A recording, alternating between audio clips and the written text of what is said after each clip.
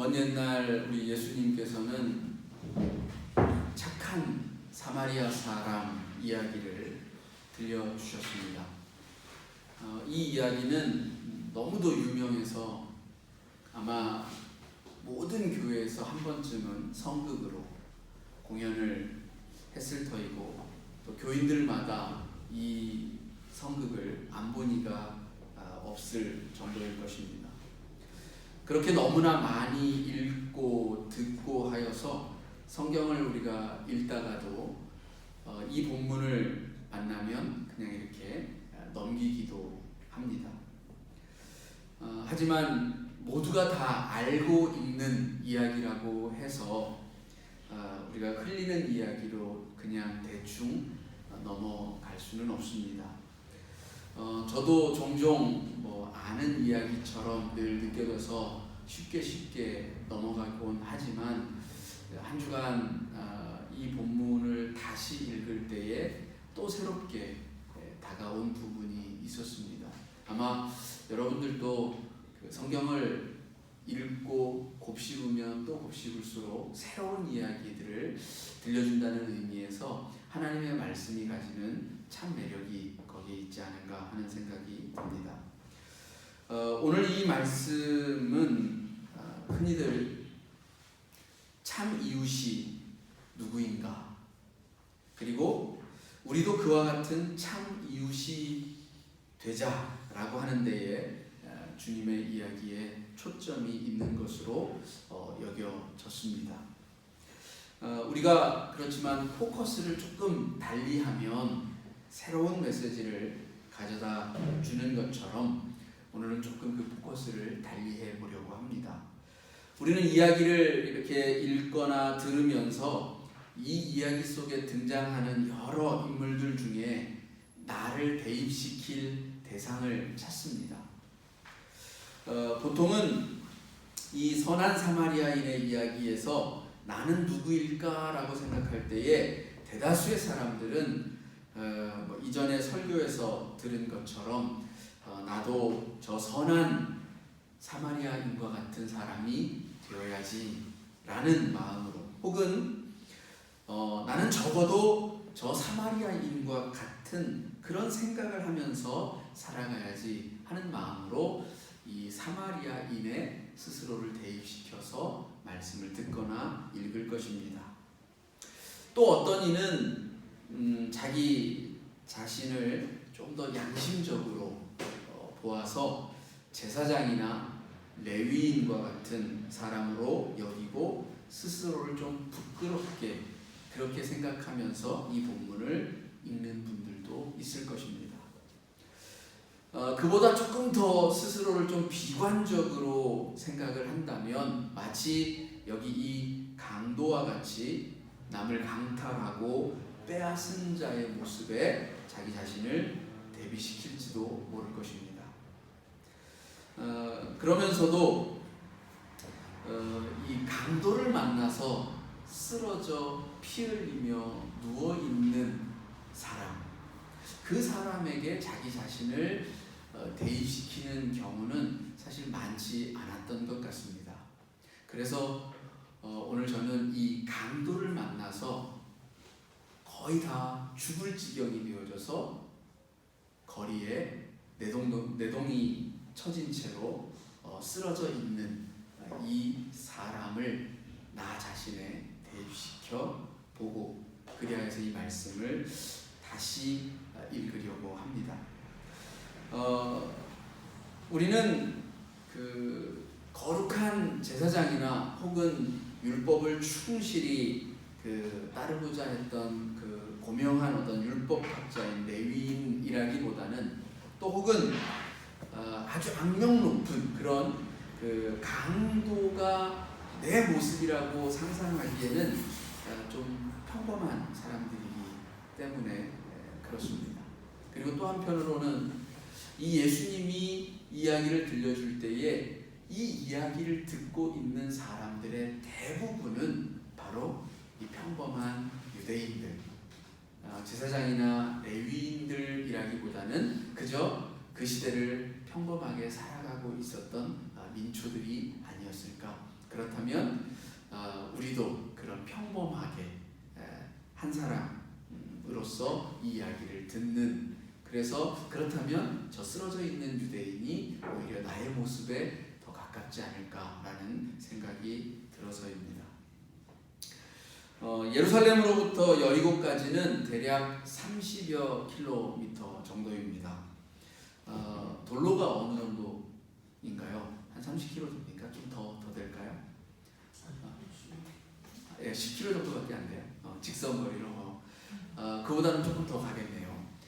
예루살렘에서 직선거리로 30여 킬로미터 정도 떨어져 있는 여리고 땅은 돌이 많은 이 볼모의 황야 같은 지역을 거쳐갑니다. 뿐만 아니라 그 길은 수많은 언덕들과 비탈들로 이루어져 있어서 강도들이 매복하기에 아주 최적의 장소였습니다. 예수님의 그 시대에도 강도가 많기로 아주 유명했던 그런 길이었습니다. 이 길을 지금 익명의 한 사람이 걷고 있습니다. 이 사람이 누구이며 어떤 사회적인 지위를 누리고 있는지, 또 무슨 일을 하고 있는 사람인지 아무런 정보가 없습니다. 익명의 사람. 우리들 모두는 어쩌면 이런 익명의 사람들 중 하나일 것입니다. 그저 평범한 나인 거죠. 내가 아무리 잘났다 한들 수많은 인류 중에 한 사람입니다. 그저 평범한 나인 거죠. 그런 내가 주위를 살피면서 조심조심 길을 갑니다. 우리는 인생을 그 볼모의 땅을 개척해 가는 것으로 비유할 때가 많습니다. 그래서 어떤 이들은 저 야곱의 고백처럼 내가 참 험난한 인생길을 헤치고 여기까지 왔노라고 그렇게 말들을 합니다. 그렇습니다. 참으로 우리 인생은 삶을 개척해 나갑니다. 온갖 위험과 장애와 문제들이 닥쳐오지만 해치고 나아갑니다. 여기 여리고로 내려가는 이 사람이 사실 그 길이 강도가 많이 나타나는 위험한 길인 것을 몰랐겠습니까? 알았습니다. 그 시대를 살았던 대부분의 사람들은 그 길이 어떤 길인지를 압니다. 그러나 알면서도 가야 했을 것입니다. 우리 인생도 마찬가지이지 않겠습니까? 하나님이 주신 삶, 어쩌면 거부할 수 없는 운명과도 같은 것이 바로 우리의 인생입니다. 내가 살기 싫다고, 내가 헤쳐나가기 싫다고, 어렵기 때문에 피하고 싶다고 해서 피해지는 인생이 아니라는 것입니다. 그런 면에서 어쩌면 이 여리고 성을 향하여서 내려가고 있는 이 익명의 사람이 바로 우리들의 인생 길을 걷고 있는 바로 나라고 하는 그런 이야기에 좀 더 합당한 생각이 드는 것입니다. 그렇게 조심조심하면서 주위를 살피면서 길을 걷고 있지만 우려했던 것처럼 강도가 내 앞에 떡하니 나타나서 내 앞길을 가로막습니다. 어떤 타협이나 대화조차도 없이 나의 가진 모든 것을 다 가져가고 심지어 내가 입고 있던 옷까지도 전부 다 벗겨갔고 더욱이 아주 심하게 때려서 거진 죽게 될 지경에 이르렀습니다. 지금 나는 완전히 발가벗겨진 채로 피를 흘리며 길바닥에 내동댕이 쳐져 있는 것입니다. 어떤 마음이 들었을까요? 어떤 생각이 스쳐 지나갔을까요? 죽어가는 그 순간에도 내가 어떻게 모아온 재산들인데 하는 그런 생각이 들었을까요? 뭐 그런 생각이 들었을 수도 있을 것입니다. 그 돈을 저 지금 내려가고 있는 저 여리고 땅에서 뭔가 사업을 벌여야 하는 그런 소중한 돈인데, 내 가족들과 나에게 주어진 인생을 멋지게 재미있게 행복하게 살아야 하는데 너무나도 아깝고 또 안타까운 그런 생각들이 머리를 스쳐갑니다. 그러다 문득 살고 싶다는 본능적인 욕망이 솟구쳐 오릅니다. 소리를 쳐서 도움을 구하고 싶습니다. 그런데 소리가 내 머릿속에서만 맴돌 뿐 내 입 밖으로는 나가지 않습니다. 이렇게 죽는, 살아온 지난 세월들이 주마등처럼 스쳐갑니다. 후회스러웠던 순간들, 또 웃으며 즐거워했던 순간들, 그 모든 것들이 이제 꿈만 같이 여겨집니다.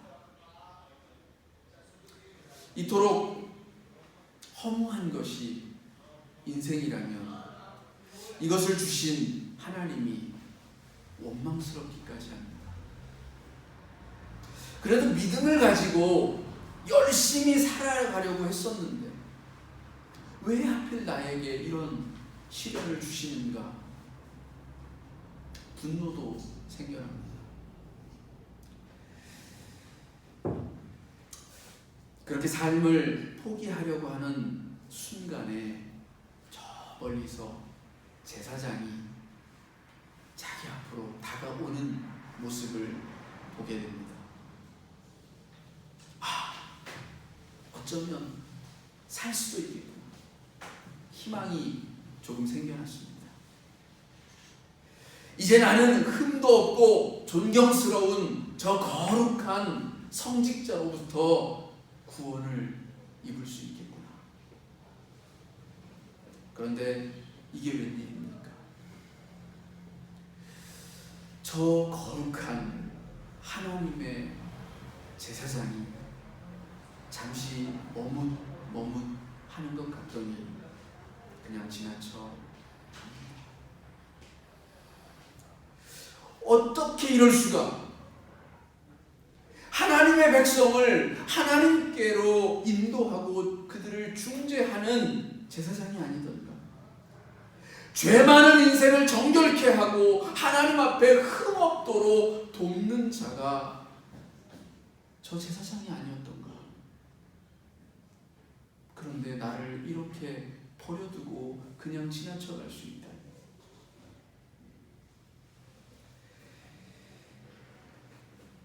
그래도 다시 보니 이번에는 저기서 레위인이 걸어오는 것이 보입니다. 그래, 잊어버리자. 제사장은 잊어버리자. 뭐 그럴 수도 있지.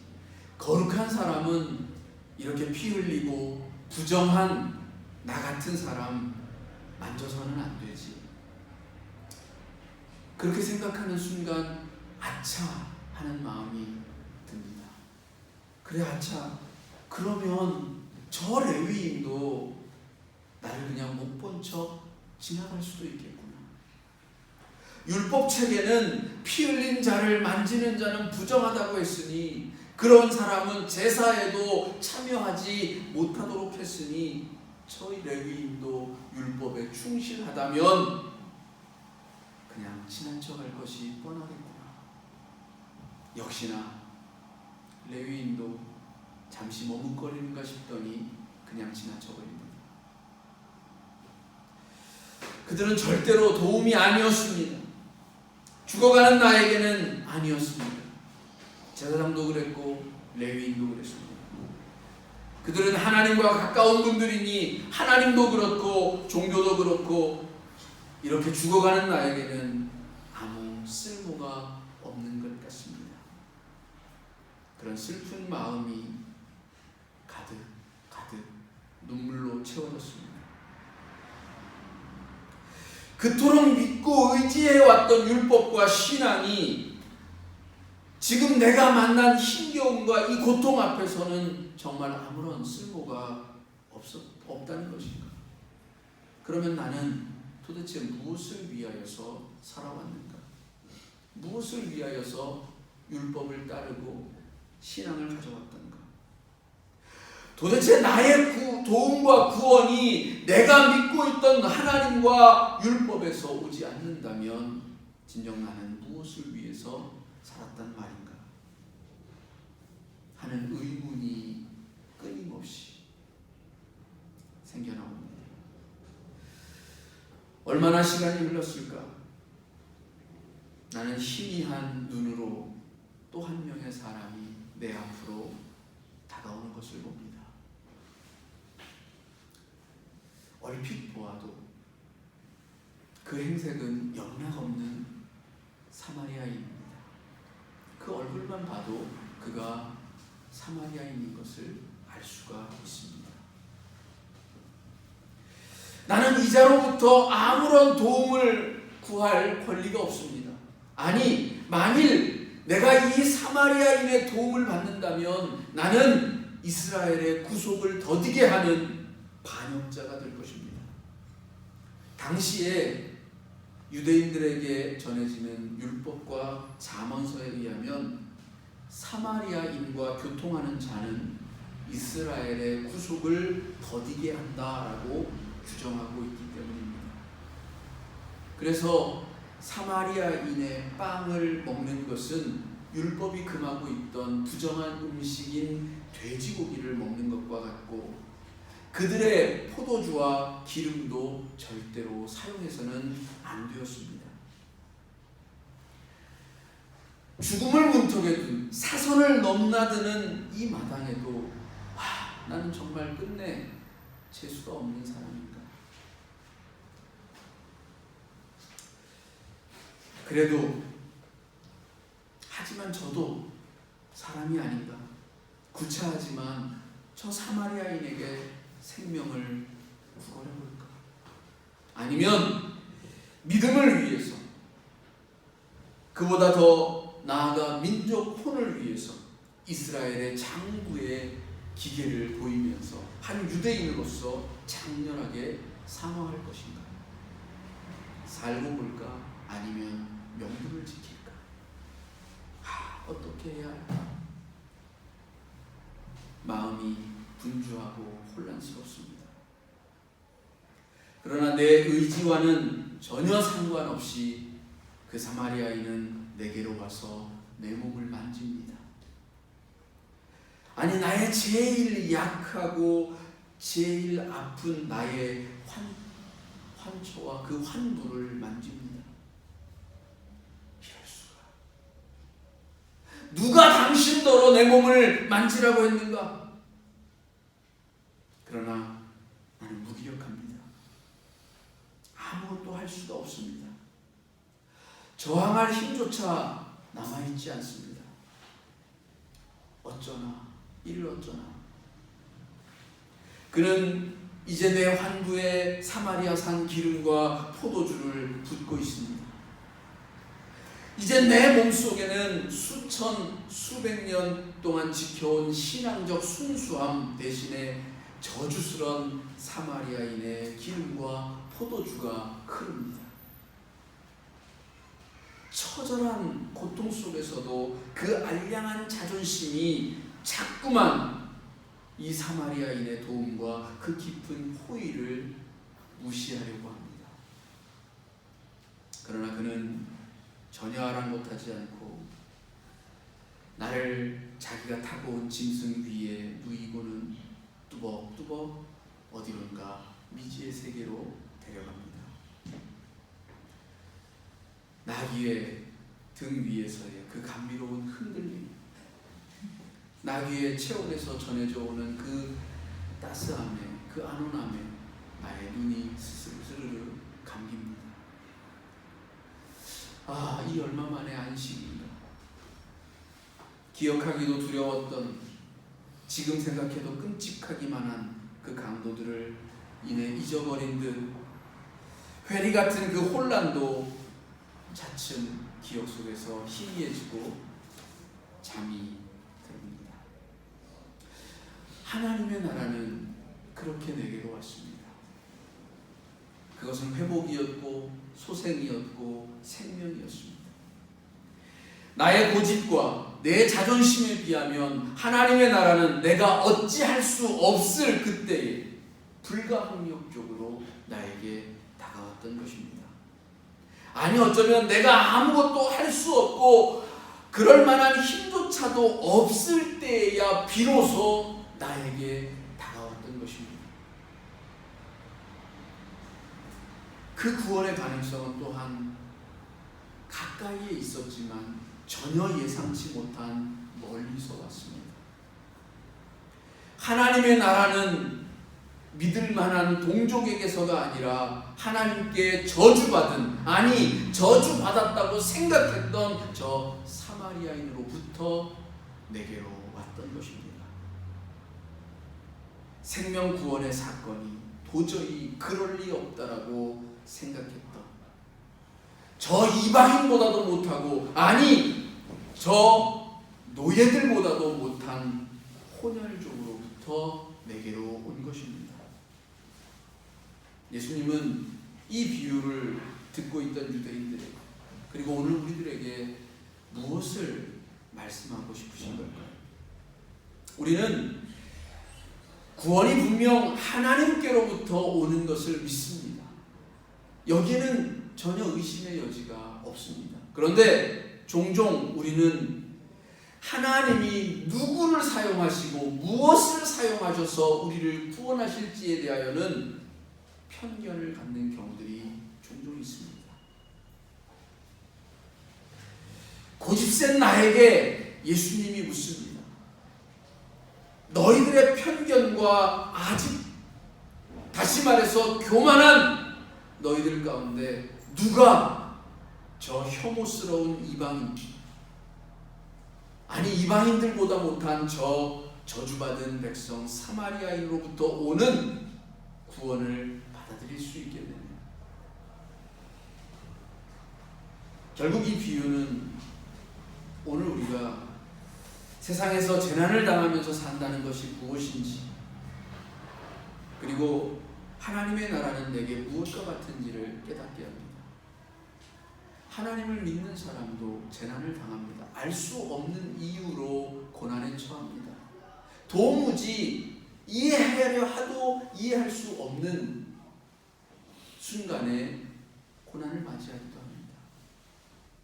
그런데 뜻밖에도 그 고난으로부터 나를 건져내는 것은 내가 생각하고 내가 꿈꿔오고 내가 당연시 여겼던 그런 것들이 아니라 그것들이 무참히 깨어지고 전혀 예상치 못한 곳에서 구원이 임한다는 것입니다.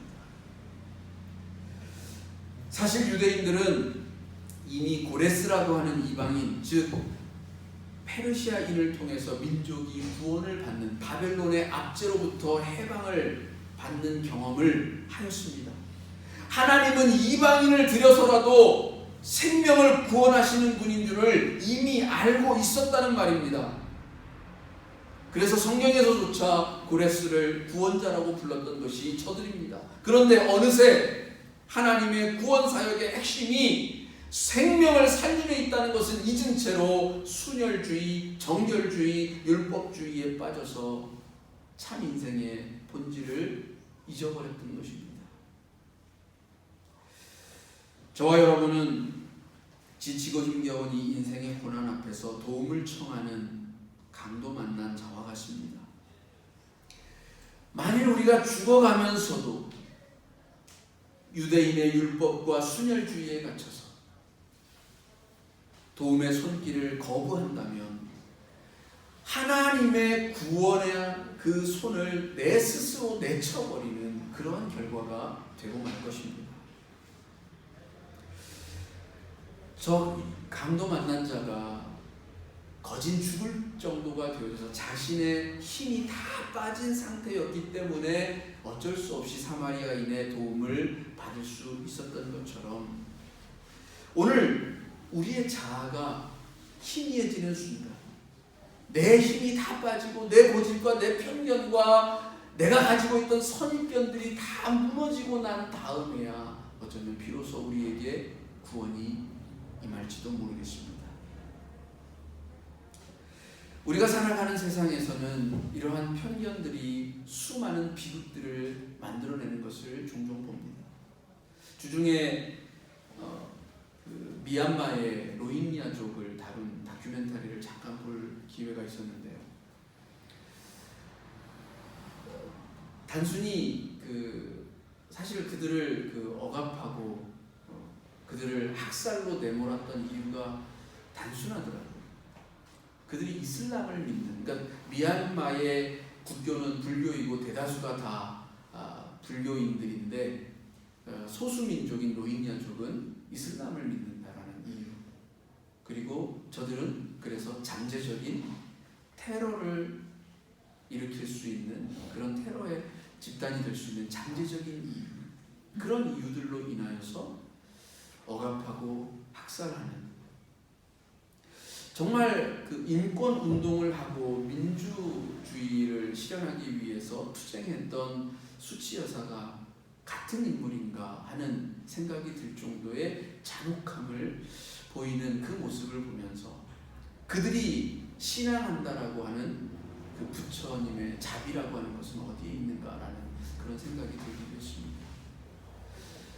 우리에게도 똑같은 질문들이 주어질지도 모릅니다. 우리가 살아가고 있는 이 땅에 수많은 다양한 이방인들이 서로 어울려서 살아갑니다. 우리의 구원이 어쩌면 전혀 예상하지 못한 또 다른 이방인들에게서도 주어질 수 있다면, 하나님이 저들을 사용하셔서 오늘도 역사하실 수 있음을 믿는다면, 오늘 우리가 난민들을 대하는 우리들의 생각, 우리 그리스도인들이 가져야 하는 또 다른 이웃들에 대한 생각, 이와 같은 것들에 대하여서 좀 더 깊이 생각해 볼 필요가 있다는 얘기입니다.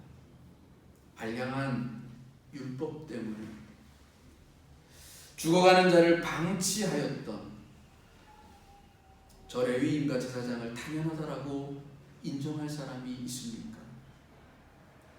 또 나에게 생명과 구원의 은혜를 가져온 저 사마리아인을 하나님의 정결함을 떠나서 부정케 하려는 의도를 가진 사람으로, 저주받은 하나님의 백성으로 그렇게 치부하고 무시하며 배척해야 합니까? 우리는 이웃을 대할 때에 혹 저들에게, 나에게 호의를 베푸는 저들에게 어떤 의도가 있지 않을까, 숨겨진 어떤 또 다른 목적이 있지 않을까, 그렇게 의심하는 마음으로 관계를 맺어간다라고 한다면 그 관계를 맺고 살아가는 그 삶이 과연 행복할까라고 하는 생각을 해봅니다.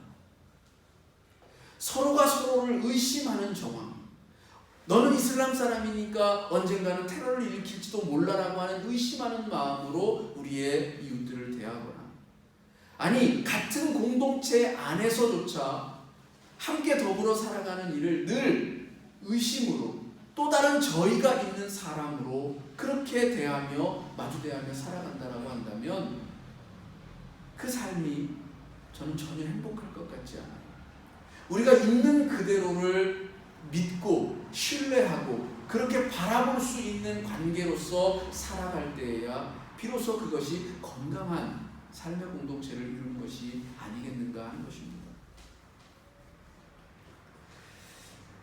오늘 우리 그리스도인들은 이웃으로부터 분리되어지는 그런 울타리, 그래서 저들만의 공동체, 저들만 끼리끼리만 만나는 공동체, 그런 소리를 듣지 않아야 합니다.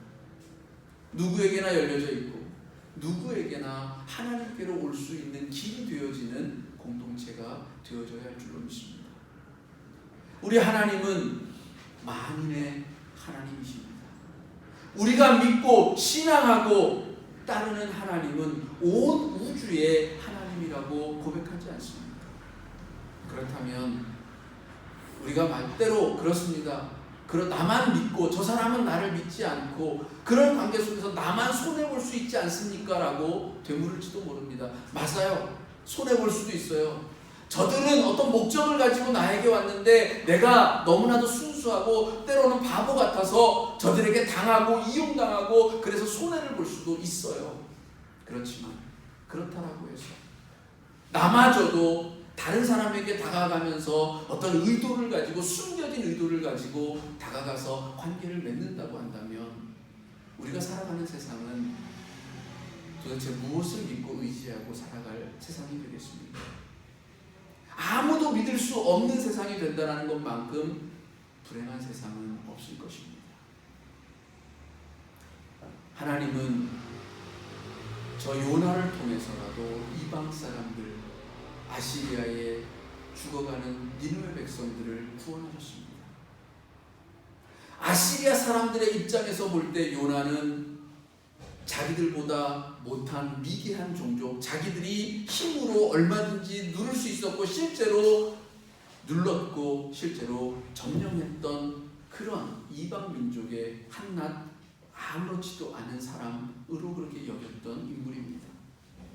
그런 이가 말하는 소리에 귀를 기울이고 듣고 자신들의 삶을 돌이킴으로 인하여서 구원을 얻는 역사가 있었습니다. 하나님은 그렇습니다. 우리를 요나처럼 이방인들 가운데 믿지 않는 이들 가운데 보내실 수도 있고 믿지 아니하는 자를 들어서 우리를 깨우치게 하실 수도 있는 것입니다. 구원은 예상치 못한 곳에서 우리가 생각하지 못했던 곳에서조차도 임할 수 있는 것입니다. 그것을 깨달을 때에 저 고레스를 통해서 구원하셨던 유대인들을 바벨론의 압제로부터 구원해내셨던 하나님을 이해할 수 있고 오늘 로마의 백부장에게 저 고넬료에게로 가서 하나님의 말씀을 전하라고 하는 그 메시지를 제대로 이해할 수가 있을 것입니다. 또 한 주간을 이제 살아갑니다. 한 생명, 한 영혼을 천하보다 귀히 여기시는 하나님을 만나시기 바랍니다. 다른 어떤 것, 율법, 말씀 그 자체의 문자가 중요한 것이 아니라 그 속에 담겨있는 하나님의 생명에 대한 그 하나님의 뜨거운 열정과 마음, 그 하나님의 생명에 대한 사랑, 그 마음을 깨달아 알 수 있다면 오늘 우리는 조금 더 하나님께 가까이 다가가게 될 것입니다. 그럴 때 비로소 우리는 만나는 모든 이들과 더불어서 서로가 서로를 믿을 수 있는 아름다운 공동체를 세워갈 수 있으리라고 확신합니다. 기도합니다.